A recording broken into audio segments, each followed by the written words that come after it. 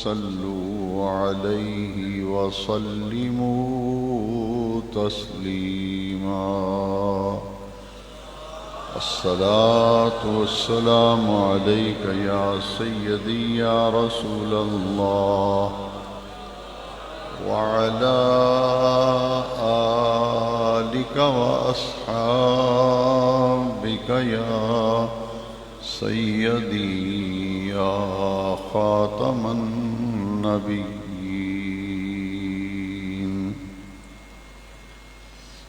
اللہ رب العزت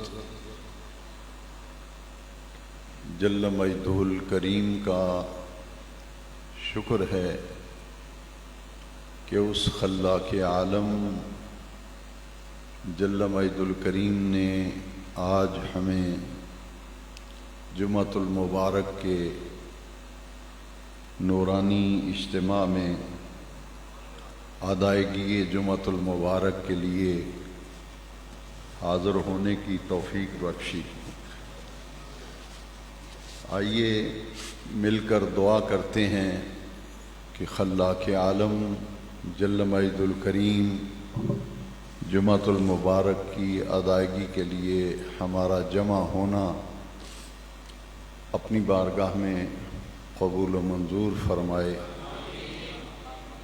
اور صحت و سلامتی اور عافیت کے ساتھ مسجد شریف کی حاضری اللہ تعالی ہمارے لیے دائمی اور ابدی بنا دے. آج کے جمعۃ المبارک کے بیان کے لیے قرآن مجید کی ایک آیت مقدسہ کو بطور عنوان تلاوت کرنے کا شرف حاصل کیا گیا. رب ذوالجلال نے ارشاد فرمایا ان الدین عند اللہ الاسلام. بلا شبہ اللہ کے نزدیک پسندیدہ دین دین اسلام ہے. اسلام وہ دین ہے جو ایک انسان کی زندگی کے تمام معاملات میں مکمل رہنمائی عطا کرتا ہے. اسی لیے اسلام مکمل دستور زندگی ہے. اسلام مکمل ضابطۂ حیات ہے جو انسان کی پیدائش سے لے کر اس کی موت تک زندگی گزارنے کے لیے ہر لمحے اور ہر ساعت کے لیے رہنمائی کرتا ہے. قبر کے اندر تدفین میت کے بعد جب لوگ اپنے گھروں کو واپس پلٹتے ہیں تو قبر میں جو دو فرشتے آتے ہیں وہ آ کر 3 سوال کرتے ہیں. ان میں سے ایک سوال یہ ہے ما دینک، تیرا دین کیا ہے؟ تو قبر والا جواب دیتا ہے دینی الاسلام. اور نبی کریم علیہ الصلاۃ کی حدیث پاک ہے، پیارے آقا کلیم علیہ السلام نے فرمایا اس شخص نے ایمان کا ذائقہ چکھ لیا، اس نے ایمان کی لذت کو پا لیا، اسلام کی حلاوت اور مٹھاس کو اس نے ایمان کی مٹھاس اور لذت کو حاصل کر لیا. جس شخص نے یہ کہا کہ میں اپنے اللہ کے رب ہونے پر راضی ہوں اور اسلام کے دین ہونے پر راضی ہوں اور نبی کریم صلی اللہ تعالی علیہ وسلم میرے آقا ہیں، میرے مولا ہیں، میں نے انہیں نبی اور رسول مانا ہے، میں اس پر راضی ہوں. رضیت باللہ ربا وبالاسلام دینا وبمحمد صلی اللہ علیہ وسلم نبیا ورسولا. یہ دور فتنوں کا دور ہے. جیسے جیسے وقت گزرتا جائے گا آئے دن نئے فتنے پیدا ہوتے رہیں گے اور لوگوں کو گمراہ کرنے کے لیے طاغوتی قوتیں پورے زور کے ساتھ میدان میں اتر چکی ہیں، اور انٹرنیٹ کے ذریعے نئی نسل کو اسلام سے بیگانہ کرنے کے لیے اور اسلام کے وہ مسلمہ اصول جو حضور کی ظاہری حیات طیبہ سے اس امت میں چلے آ رہے ہیں، ان کے حوالے سے شکوک و شبہات پیدا کیے جاتے ہیں، اور مختلف فتنے اس وقت ہماری آنے والی نسل پر یلغار کیے ہوئے ہیں، اور علم نہ ہونے کی وجہ سے اور کسی صاحب علم کے پاس بیٹھ کر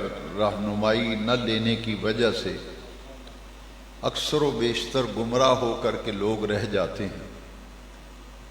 اس لیے موجودہ دور کا یہ تقاضا ہے، ہر شخص کی دینی ذمہ داری ہے وہ اس بات کو پیش نظر رکھے کہ وہ کون سا دین اسلام ہے جو حضور کی ظاہری حیات طیبہ سے لے کر آج تک امت میں موجود رہا ہے، اور اس امت کے اسلاف کرام اور اس امت کے اکابر ساری زندگی جس دین پر عمل کرتے رہے اور دین کے جس راستے پر چل کر انہوں نے اپنی زندگیاں گزاری، نجات اسی میں ہے، خیر اسی میں ہے، بھلائی اسی میں ہے کہ اس طریقے پر امت چلتی رہے، کیونکہ البرکت ما اکابرکم، برکت اسی میں ہے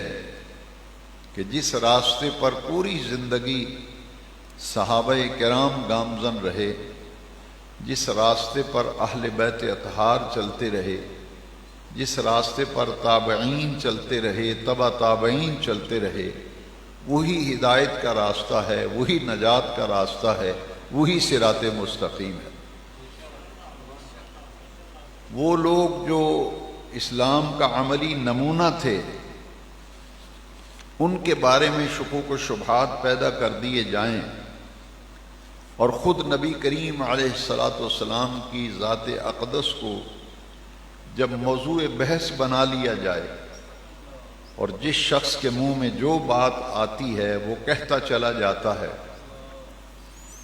اور وہ لوگ یہ کہتے ہیں کہ جناب یہ انٹرنیٹ پہ یہ کلپ آیا ہے، یہ فلاں آیا ہے، جس امت کے پاس اللہ کا قرآن ہو اور جس امت کے پاس مصطفیٰ کریم علیہ السلام کا فرمان ہو، وہ آج ایک ایسا شخص جس کو قرآن شریف ناظرہ بھی پڑھنا نہیں آتا، اور جب وہ کلپ چڑھاتا ہے تو وہ لفظ ہی غلط بولتا ہے، نام ہی غلط پڑھ رہا ہے، تو پھر اس شخص پر لوگ اعتماد کر کے اپنے عقیدے خراب کریں، اپنی آخرت اور قبر کو برباد کر لیں، تو اس سے زیادہ تباہی کیا ہوگی؟ قرآن مجید ہمارے پاس موجود ہے، نبی کریم علیہ السلام نے فرمایا میری امت میں 73 فرقے ہوں گے، اور یہ حضور کی حدیث ہے کلہم فی النار، کوئی بھی مکتبہ فکر اس حدیث کا انکار نہیں کرتا۔ حضور نے فرمایا وہ 73 فرقوں میں سے سب کے سب جہنم میں جائیں گے الا واحدہ، مگر ایک جماعت ان میں ایسی ہوگی جو جنتیوں کی جماعت ہوگی۔ صحابہ کرام نے پوچھا حضور اس کی نشانی کیا ہے، علامت کیا ہے؟ فرمایا ما انا علیہ و اصحابی، جس راستے پر میں ہوں اور میرے صحابہ کرام، جس راستے پر میں ہوں اور میرے صحابہ کرام۔ تو گویا کہ اہل سنت و جماعت کا مطلب ہی یہ ہے کہ یہ وہ مقدس جماعت ہے جو نبی کریم علیہ السلام کے طریقے پر ہے، اور جماعت سے مراد جماعت صحابہ ہے، سنت سے مراد حضور کا طریقہ ہے۔ فرمایا ما انا علیہ و اصحابی، جس راستے پر میں ہوں اور میرے صحابہ ہیں وہی ہدایت کا راستہ ہے، وہی نجات کا راستہ ہے۔ تو سنت سے مراد حضور کا طریقہ اور جماعت سے مراد صحابہ کا طریقہ۔ سورہ بقرہ میں، یہ تو میں نے آپ کو حدیث شریف سنائی ہے، سورہ بقرہ میں پہلے پارے کے آخر میں آیت مقدسہ ہے، اللہ کریم نے فرمایا کہ اس طرح ایمان لاؤ جس طرح میرے محبوب کے صحابہ ایمان لائے۔ فَإِنْ آمَنُوا بِمِثْلِ مَا آمَنْتُمْ بِهِ فَقَدِ اهْتَدَوْا، اے محبوب کے صحابہ جس طرح تم ایمان لائے ہو، تمہارے ایمان لانے کی طرح جو ایمان لائے گا فَقَدِ اهْتَدَوْا، ہدایت صرف اس کے پاس ہوگی۔ اس لیے میں یہ عرض کروں گا کہ اس دور کے جو فتنے ہیں ان سے بچنا بہت زیادہ ضروری ہے، اور جس کو علم ہی نہیں وہ جب گمراہی کی باتیں سنتا ہے تو وہ بھی گمراہی کے راستے پر چلنے لگتا ہے۔ یُضِلُّ بِهِ کثیرا وَیَہْدِی بِهِ کثیرا، وہ بہت سے لوگ گمراہ ہو جاتے ہیں، بہت سے لوگ ہدایت پا جاتے ہیں۔ تو نجات اسی میں ہے، ان الدین عند اللہ الاسلام، کہ اللہ کے نزدیک پسندیدہ دین دین اسلام ہے۔ اور اسلام ہمیں کن کے ذریعے ملا؟ نبی کریم علیہ السلام جو دین برحق لے کر آئے تھے، وہ دین ہمیں کسی نے پلیٹ میں رکھ کے یا تشت میں رکھ کے پیش نہیں کیا۔ یہ دین ہم تک پہنچا ہے تو اس میں صحابہ کرام کی قربانیاں ہیں، اہل بیت اطہار کی بے مثال اور لازوال قربانیاں ہیں، تابعین تبع تابعین کی قربانیاں ہیں۔ 1400 سال سے یہ قربانیوں کا سلسلہ جاری ہے۔ تو انہوں لوگوں نے دین کو بچانے کے لیے اور دین کی اصل حیت اور صورت کو برقرار رکھنے کے لیے اپنی جانیں قربان کی تھی۔ آج اس کی یہ برکت ہے کہ دین خالص آج ہمارے پاس موجود ہے۔ حضرت سیدنا امیر حمزہ رضی اللہ تعالیٰ عنہ اسی شوال کی 15 تاریخ کو غزوہ احد ہوا تھا، اور غزوہ احد کے اندر حضرت سیدنا امیر حمزہ رضی اللہ تعالیٰ عنہ کو شہید کیا گیا تھا۔ یہ دین ہمارے پاس اگر موجود ہے تو اس کے پیچھے ہمیں غور کرنا ہے کہ وہ مقدس ہستیاں جن کی قربانیاں ہیں ان کے بارے میں اگر شکوک و شبہات پیدا کر دیے جائیں تو پھر بتائیے پھر دین کہاں بچے گا۔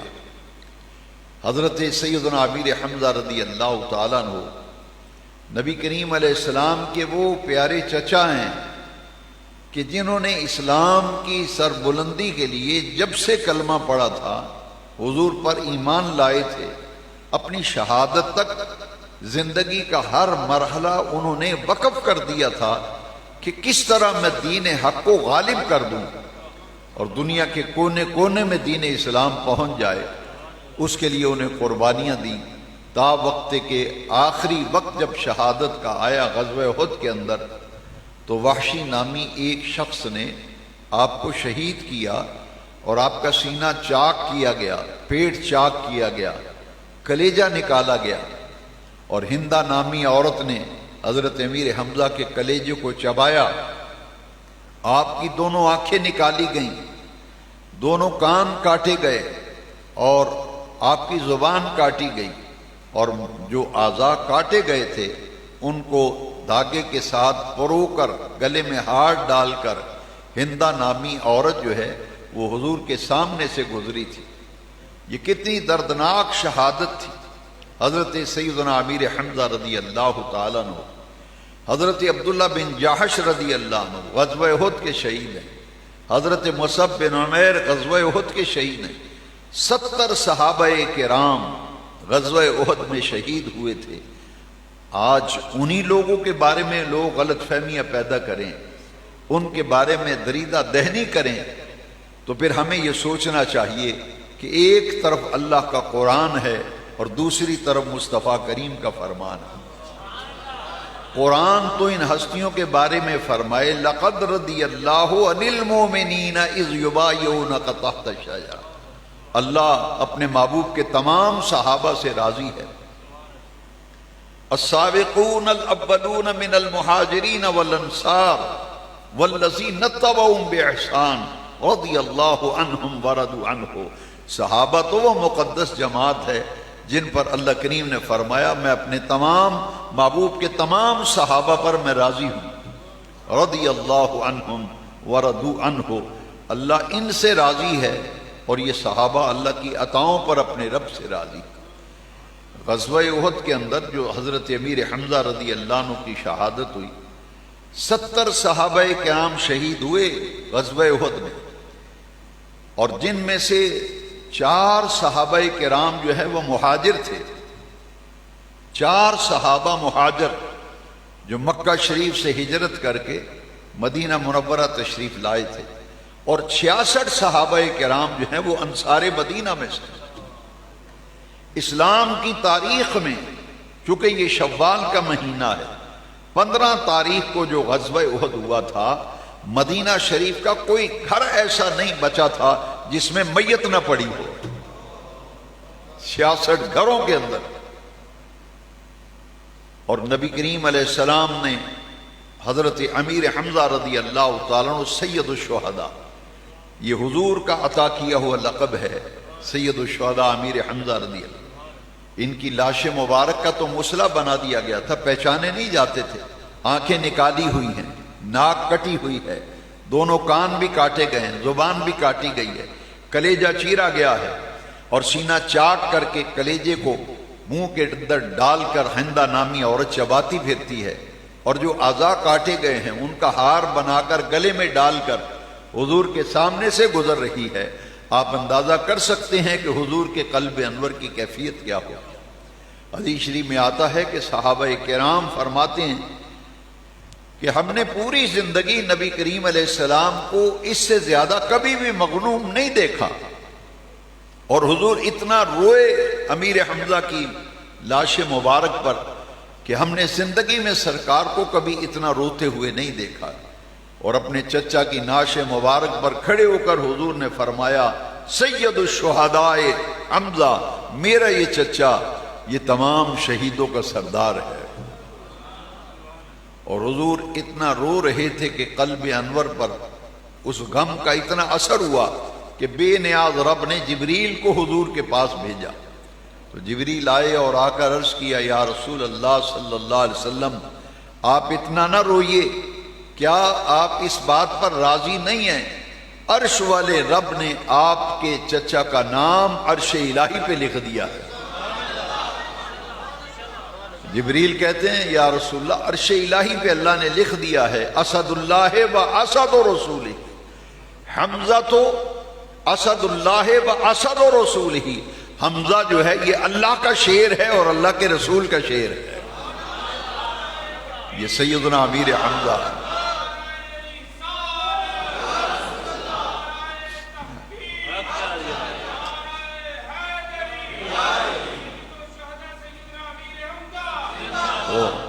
جنت میں ان کا مقام کا اندازہ خود لگا لیں کہ جن کا نام عرش والے رب نے عرش پہ لکھا ہے، اور جو الفاظ عرش پہ لکھے ہیں وہ بھی بتائے. حمزہ تو اسد اللہ و اسد رسول ہی، حمزہ یہ اللہ کا شیر ہے، اللہ کے رسول کا شیر ہے.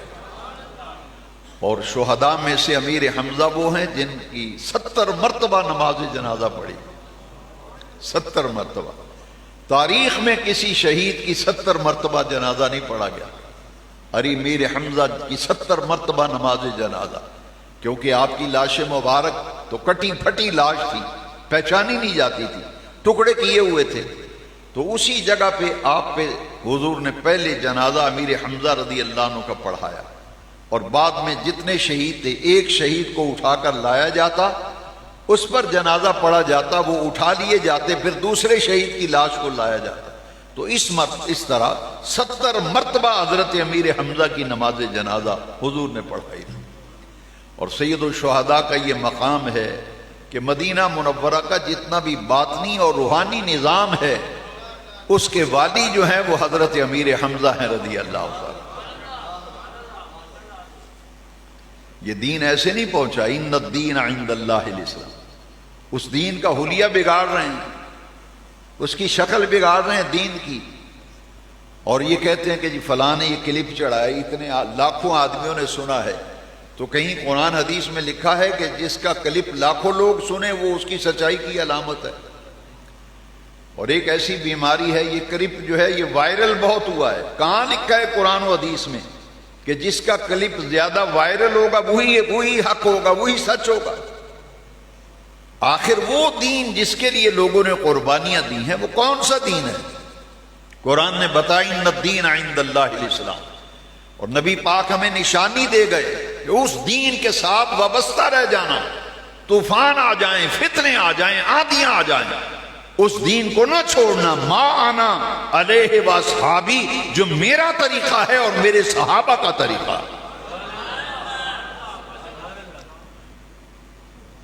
کیسے انہوں نے تماشا بنایا ہوا ہے کہ جی اس کا کوئی ثبوت وبوت نہیں ہے، تو قرآن میں کہیں اذان ہے دکھاؤ مجھے، جیسا منہ ویسی چپیڑ۔ یہ کس نے اصول دیا ہے تمہیں کہ قرآن میں کہیں اذان ہے؟ نہیں ہے، تو یہ کہو گے جی قرآن میں کہیں اذان نہیں ہے لہذا اذان نہیں پڑھنی چاہیے۔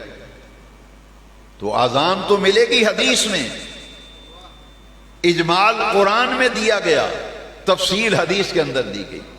قرآن میں کہیں نہیں لکھا فجر کی کتنی رکعتیں ہیں، ظہر کی کتنی رکعتیں۔ یہ قوم کو بے وقوف بنایا ہے،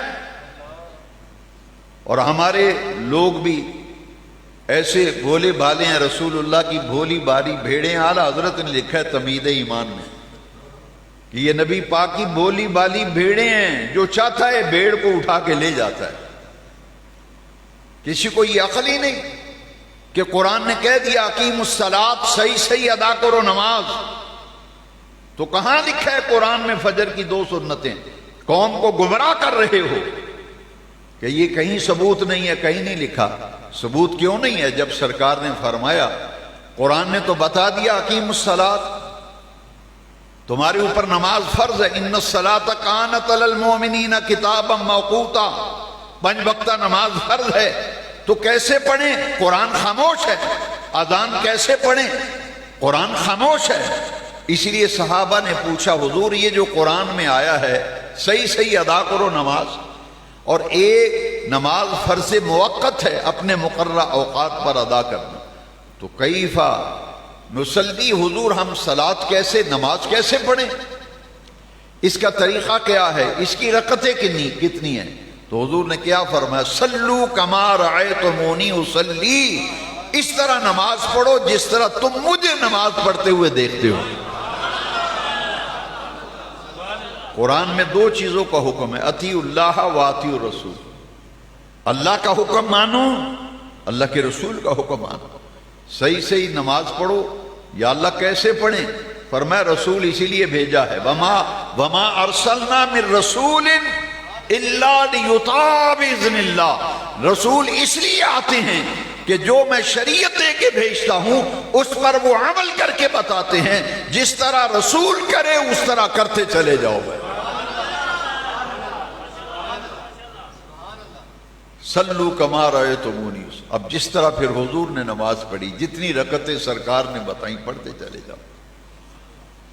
زکوٰۃ کی تفصیل کیا ہے؟ روزے کی 5 اسلام کے بنیادی ارکان ہیں۔ ایمان کے بعد اقامت صلاۃ، نماز 5 وقتہ پابندی سے ادا کرنا، اس کے بعد زکوٰۃ کی ادائیگی، اس کے بعد رمضان شریف کے مہینے کے روزے، اور اس کے بعد حج بیت اللہ شریف۔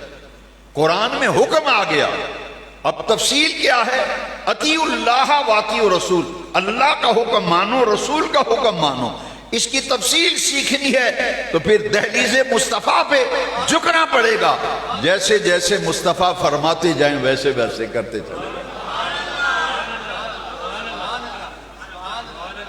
تفسیر تو ملے گی حدیث شریف کے اندر۔ تو دین اسلام کے ساتھ وابستہ 5 وقتہ نماز ہر صاحب ایمان پر سب سے بڑا فرض ہے۔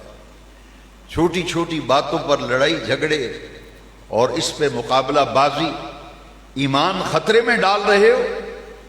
دین واضح ہے، سیدھا اور سادہ، اپنا ذہن صاف کرو اور یہ سمجھو کہ ان الدین عند اللہ الاسلام، کہ اللہ کے نزدیک پسندیدہ دین دین اسلام ہے، اور پھر جب بہت سے لوگ دعوے دار ہو جائیں تو پھر حضور نے نشانی بتا دی، ما انا علیہ و اصحابی، جس راستے پر میں ہوں میرے صحابہ ہیں وہ ہدایت کا راستہ ہے۔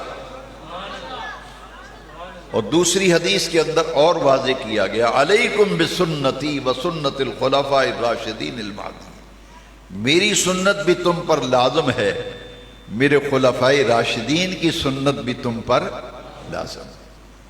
تو یہ وہ ہستیاں ہیں جنہوں نے حضور سے دین سیکھا، اور قرآن میں انہیں مثال بنا دیا گیا۔ فَإِنْ آمَنُوا، سورہ بقرہ میں پہلے پارے کے آخر میں آیت ہے، فَإِنْ آمَنُوا بِمِثْلِ مَا آمَنْتُمْ بِهِ فَقَدِ اهْتَدَوْا، ہدایت اس کے پاس ہے جو اس طرح ایمان لائے جس طرح نبی کریم کے صحابہ ایمان لائے۔ یہ قربانیاں تھی حضرت سید الشہداء امیر حمزہ، حضرت عبداللہ بن جحش، حضرت مصعب بن عمیر اور دیگر صحابہ جن کی تعداد 70 ہے جو غزوہ احد میں شہید ہوئے تھے۔ آپ جانتے ہیں کہ یہ قربانیاں کس قدر حضور کا دل رنجیدہ ہوا تھا۔ پورے مکہ مکرمہ میں کون تھے؟ حضور کا خاندان جو ہے وہ تو مکے میں تھا۔ مدینہ شریف میں کتنے لوگ آئے تھے؟ حضرت عباس تھے، حضرت عقیل تھے، حضرت علی تھے رضی اللہ تعالیٰ حضور کے ساتھ۔ کتنے لوگ تھے خاندان کے؟ یہ چند افراد تھے۔ اس لیے جب حضور غزوہ احد سے واپس پلٹے تو پورے مدینہ منورہ میں چھوٹی سی بستی تھی مدینہ شریف کی، آبادی تھوڑی تھی۔ اور کتنی آبادی تھی؟ جو زیارتیں کرانے والے قدیمی لوگ ہیں وہ بتاتے ہیں کہ اس وقت مسجد نبوی جتنی جگہ پہ موجود ہے یہ تھا اصل مدینہ منورہ۔ مختصر آبادی تھی، کوئی زیادہ گھر نہیں تھے مدینہ منورہ۔ البتہ مدینہ پاک کے ارد گرد یہودیوں کی آبادیاں تھیں، تو مدینہ شریف کا کوئی گھر ایسا نہیں تھا غزوہ احد کے بعد چچا کی لاش پر کوئی رونے والا نہیں ہے۔ کتنی تکلیف۔ چند افراد آئے ہیں، فرمایا ہر ایک کی میت پر رونے والے ہیں، حمزہ پہ رونے والا ہی کوئی نہیں۔ اور وہ انصار مدینہ ان کا جذبہ دیکھیے اور حضور سے محبت دیکھیے۔ میں نے عرض کیا ہے صرف 4 مہاجر صحابہ شہید ہوئے تھے۔ انصار مہاجرین نے، اہل مدینہ نے ڈٹ کر غزوہ احد میں حضور کا دفاع کیا تھا، کیونکہ مسلمانوں کے قدم اکھڑ گئے تھے۔ فتح ہونے کے بعد پھر شکست میں تبدیل ہوئی تھی۔ اس کی وجہ کیا بنی؟ مسلمانوں کو جب فتح ہو گئی تو وہ 50 تیر انداز جو جبل رمات پہ تھے، حضور نے فرمایا فتح ہو جائے یا شکست ہو جائے تم نے اس درے کو نہیں چھوڑنا۔ انہوں نے یہ خیال کیا کہ اب چونکہ فتح ہو گئی ہے اس لیے اب ہماری یہاں کوئی خاص ضرورت نہیں ہے۔ وہ 50 تیر انداز نیچے اتر آئے، اور جب نیچے اترے تو خالد بن ولید ابھی مسلمان نہیں ہوئے تھے، وہ سپہ سالار تھے لشکر کے۔ خالد بن ولید نے پیچھے سے ایسا زوردار حملہ کیا کہ مسلمانوں کے قدم اکھڑ گئے، اور خود نبی کریم علیہ السلام کے دندان مبارک زخمی ہوئے اور آپ کے رخسار مبارک پر زخم لگا۔ تو جب انصار نے دیکھا کہ حضور زخمی ہو گئے ہیں تو انصار اس قدر جم کر لڑے کہ اس افراتفری کے عالم میں 66 انصار صحابہ انہوں نے جام شہادت نوش کر لیا تھا۔ 4 مہاجر صحابہ تھے، 70 شہداء تھے۔ فرمایا ہر ایک کی لاش پہ کوئی رونے والا ہے، میرے چچا کی لاش پہ رونے والا ہی کوئی نہیں۔ چند افراد تھے نا خاندان کے گھرانے۔ انصار مدینہ کو جب پتہ چلا تو پورے انصار، تاریخ پڑھ کے دیکھی، انصار مدینہ کی عورتیں اپنی میتیں بھول گئیں، اور جب انہیں پتہ چلا کہ سرکار نے فرمایا کہ میرے چچا کی لاش پر کوئی رونے والا نہیں، میں مہاجر ہوں، یہ میرے ساتھ آنے والے مہاجر صاحب ہیں، میرا خاندان مکے میں ہے۔ تو جب انصار مدینہ کی عورتوں نے سنا تو تمام عورتیں جتھوں کے جتھے سرکار کے گھر پہنچے، اور انہوں نے حضور سے جا کر تعزیت بھی کی اور رونے لگی جا کے اللہ تبارک و تعالی جل مجد الکریم نے اپنے محبوب کریم علیہ السلام کے قلب انور پر جو اطمینان کی کیفیت نازل فرمائی، اس کی کیفیت کو دیکھا گیا۔ ان عورتوں نے کہا حضور آپ اکیلے نہ تصور کریں اپنے آپ کو، ہم جان مال عزت آبرو سے آپ کی حفاظت و دفاع کریں گے۔ حضور اگر حمزہ کی لاش پر کوئی رونے والا نہیں ہے، آپ نے یہ فرمایا ہے ہمیں اپنے غم بھول گئے ہیں، ہمیں آپ کا غم یاد آ گیا ہے۔ پورے مدینہ منورہ کے انصار کی عورتیں وہ حضرت امیر حمزہ کے گھر جمع ہوئیں اور انہوں نے آ کر کے حضور سرور کونین صلی اللہ علیہ وسلم کی بارگاہ میں آنسو بہائے، اور عورتیں غمزدہ اشعار پڑھ رہی تھیں۔ اس وقت یہ جزا فضا منع نہیں تھا، اب کسی میت کے اندر میت پر جزا فضا کرنا وہ منع ہو گیا، اس وقت منع نہیں تھا شریعت میں۔ اس لیے حضور نے فرمایا کہ ہر ایک کی لاش پر رونے والا ہے، میرا خاندان مکے میں ہے، لہذا حمزہ پہ کو رونے والے ہی نہیں، چونکہ اس وقت یہ جزا فضا بنا نہیں تھا، بعد کے اندر یہ منع کر دیا گیا۔ تو وہ عورتیں آئیں اور نبی کریم علیہ السلام کے اس غم میں انہوں نے عملی طور پر شریک ہونے کا اظہار کیا تھا۔ یہ تاریخ اسلام کا وہ غزوہ احد وہ غزوہ ہے جس میں اللہ تبارک و تعالی نے مسلمانوں کو تنبیہ فرمائی کہ دیکھو میرے مصطفیٰ کے ارشاد سے تم نے پہلو تہی کی اور غفلت کا مظاہرہ کیا، تمہیں یہ نقصان اٹھانا پڑا ہے، اور پھر زندگی میں یاد رکھو جو اللہ رسول کے حکام سے غفلت کرتا ہے پھر کامیابی اس کے قریب نہیں آیا کرتی۔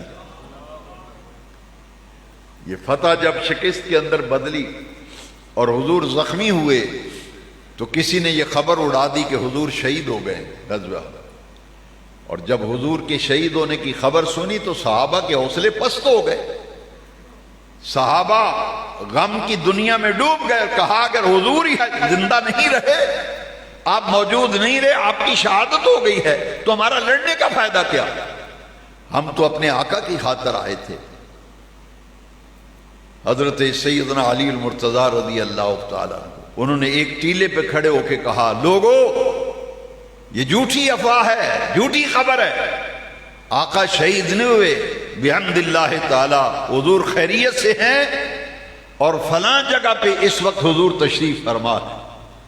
جب یہ خبر ملی اور صحابہ حضور کو دیکھنے کے لیے دوڑے اور حضور کو زخمی حالت میں دیکھا کہ رخسار سے بھی خون بہ رہا تھا، دندان مبارک سے بھی خون بہ رہا تھا، تو صحابہ کرام کے حوصلے جوان ہو گئے اور دوبارہ پھر حملہ کیا، اور پھر اللہ تبارک و تعالی نے مسلمانوں کو فتح یاب فرمایا تھا۔ یہ تاریخ اسلام کا وہ غزوہ ہے، غزوہ احد، جو شوال میں ہوا تھا۔ اس نے ہمیں رہنمائی دی کہ دنیا والو یہ اسلام تمہارے پاس بہت بڑی نعمت ہے، اس کی قدر کرو، اس کے پیچھے قربانیاں ہیں۔ حمزہ کا کلیجہ کاٹا گیا، چبایا گیا، پیٹ چاک کیا گیا، ان کی آنکھیں نکالی گئیں، ان کے کان کاٹے گئے، اس میں کربلا کے شہداء کا خون ہے۔ یہ اسلام ایسے نہیں پہنچا، یہاں گلشن رسالت کی کلیاں مسلی گئیں، اور حضرت سیدنا امام حسین رضی اللہ عنہ کا خاندان کربلا میں قربان ہوا تھا، ننھے ننھے بچوں نے قربانیاں دی تھیں۔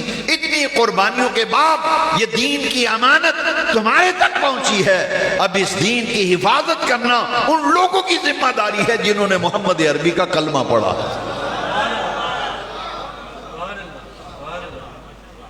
اب اسی دین کی شکلیں بگاڑ رہے ہیں، اور وہ لوگ جن کو دین کی دال کا بھی نہیں پتا وہ کلپ چڑھاتے ہیں، اور میرا نوجوان یہ کہتا ہے جی لاکھوں آدمیوں میں وائرل ہو گیا ہے۔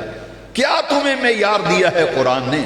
حضور نے تو فرمایا تھا میں تمہیں دو چیزیں چھوڑ کے جا رہا ہوں، میں دنیا سے جا رہا ہوں، دو چیزیں تم میں چھوڑ کے جا رہا ہوں، جب تک ان سے وابستہ رہو گے لن تضلوا بعدی، میرے بعد تم کبھی گمراہ نہیں ہوگے۔ وہ دو چیزیں کیا ہیں؟ فرمایا کتاب اللہ و اطاعتی، ایک اللہ کا قرآن چھوڑ کے جا رہا ہوں، اور ایک اپنے آل کی اطاعت چھوڑ کے جا رہا ہوں۔ دو چیزیں چھوڑ کے جا رہا ہوں۔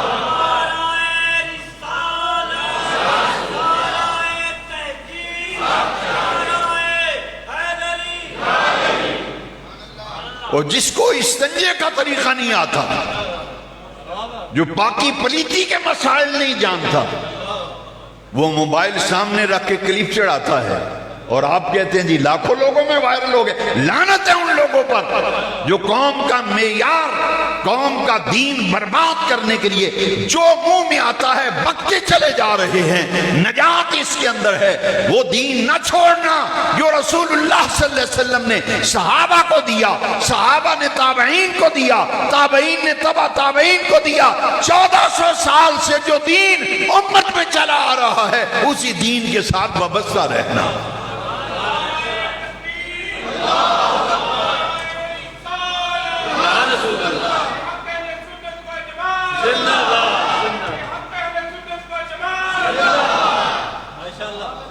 وہ صحابہ کرام جن کے بارے میں قرآن کی آیتیں نازل ہوئی، وہ اہل بیت اطہار، فرمایا میں تو دنیا سے جا رہا ہوں تو میں 2 چیزیں چھوڑ کے جا رہا ہوں، کتاب اللہ و عطرتی، ایک میری عطرت ہے اور ایک اللہ کا قرآن ہے۔ جب دونوں کے ساتھ وابستہ رہو گے لن تضلوا بعدی، تو میرے بعد کبھی بھی تم گمراہ نہیں ہوگے۔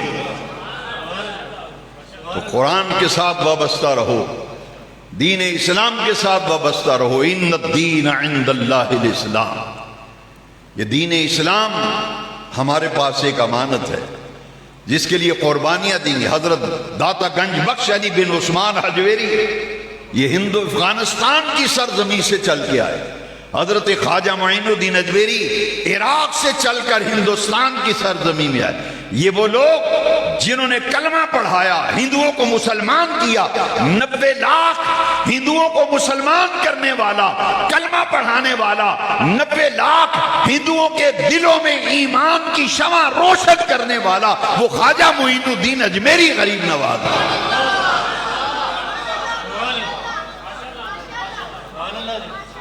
اور ان کو بابوں کا ٹائٹل دے کر یہ کہا گیا کہ یہ بابوں کے ماننے والے ہیں، ہم کتابوں کے ماننے والے ہیں۔ میں پوچھتا ہوں مجھے بتاؤ، جن کو بابا کا لفظ کہہ کر ان کی تحقیر کرتے ہو، یہ جناب بابوں کے ماننے والے ہیں، میں پوچھتا ہوں بتاؤ وہ کون ہیں؟ الا ان اولیاء اللہ، جن کو قرآن کہہ رہا ہے خبردار جو اللہ کے ولی ہیں دنیا کی زندگی میں ان پر کوئی خوف نہیں، نہ انہیں کوئی غم ہوگا۔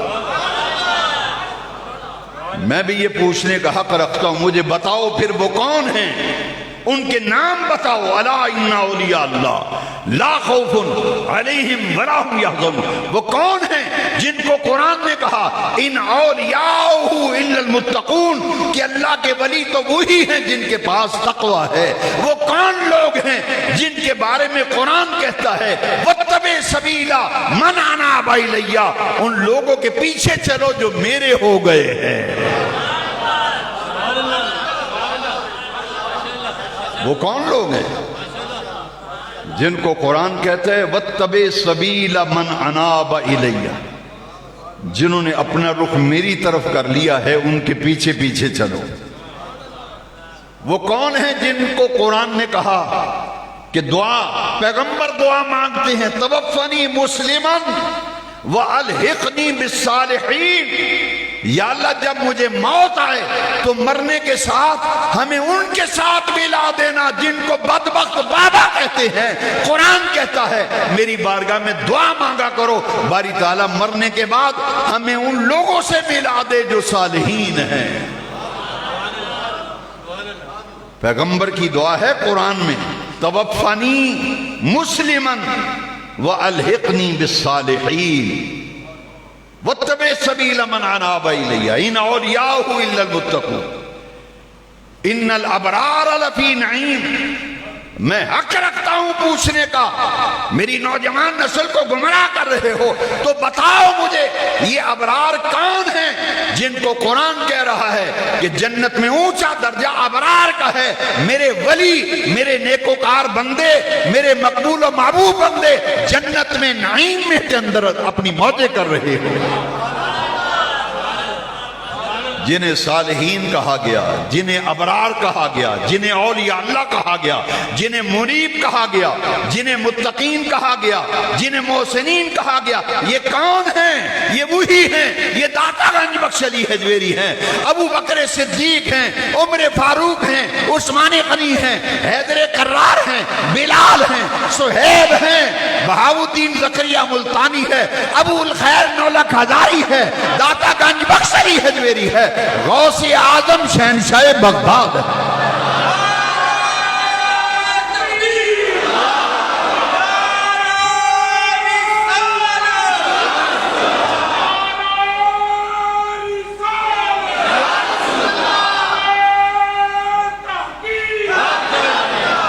اتقوا اللہ،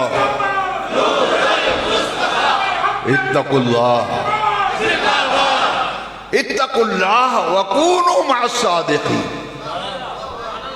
قرآن کیا یہ بدبخت روکتے ہیں کہ یہ بابوں کے پیچھے چلنے والے ہیں، یہ بابوں کو ماننے والے ہیں۔ وہ قرآن کہہ رہا ہے اتقوا اللہ وکونوا مع الصادقین، تم بتاؤ وہ کون ہیں؟ قرآن کہتا ہے، اللہ فرماتا ہے میرا تقوی اختیار کرو اور ان لوگوں کے ساتھ ہو جاؤ جو صدیقین ہیں۔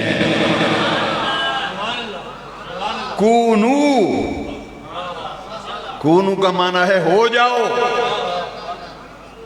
ہو جاؤ مع الصادقین، جو میرے پیارے محبوب بندے ہیں، ولی ہیں، ان کے ساتھ جڑ جاؤ، ان کے ساتھ جڑ جاؤ، ان کے ساتھ تعلق قائم کرو۔